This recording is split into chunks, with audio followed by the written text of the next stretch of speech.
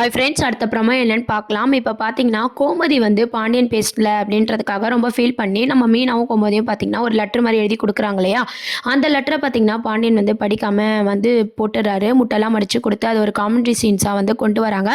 எப்படியோ பார்த்தீங்கன்னா, அந்த லெட்டர வந்து கோமதியும், மீனாவும் எடுத்துட்டு வந்து மறுபடியும் குடுக்கும்போது பார்த்தீங்கன்னா, கோவமா பேசுற மாரி பேசிட்டு, அதுக்கப்புறம் அவங்க போனதுக்கப்புறம் எடுத்து படிக்கிறாரு.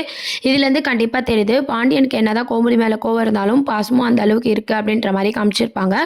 அதுக்கப்புறம் பார்த்தீங்கன்னா, தங்கமயிலுக்கு எவ்வளோதான் நம்ம மீனா வந்து அட்வைஸ் பண்ணாலும், தப்பு மேல தப்பு பண்ற மாரி தான் அவங்க சீன்ஸ்லாம் வந்து இதுக்கப்புறம் மூவ் பண்ண போறாங்க.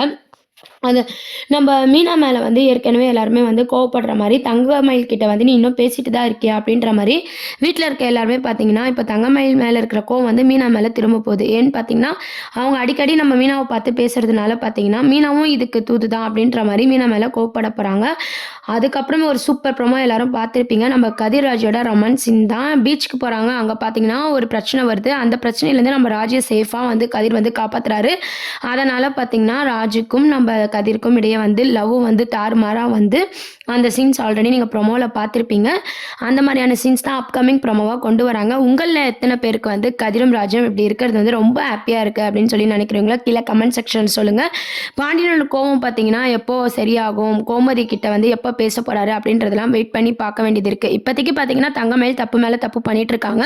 தங்கமயில் அப்பப்போ நம்ம மீனா கிட்ட பேசுறதுனால, நம்ம தங்கமயில் மேல இருக்கிற கோவம் வந்து போய் நம்ம மீனா மேல கோவம் வர மாரியான சீன்ஸ் தான் வரப்போது. இதுக்கப்புறம் என்ன ஆக போகுதுன்னு சொல்லி வெயிட் பண்ணி பார்ப்போம். தேங்க்ஸ் ஃபார் வாட்சிங்.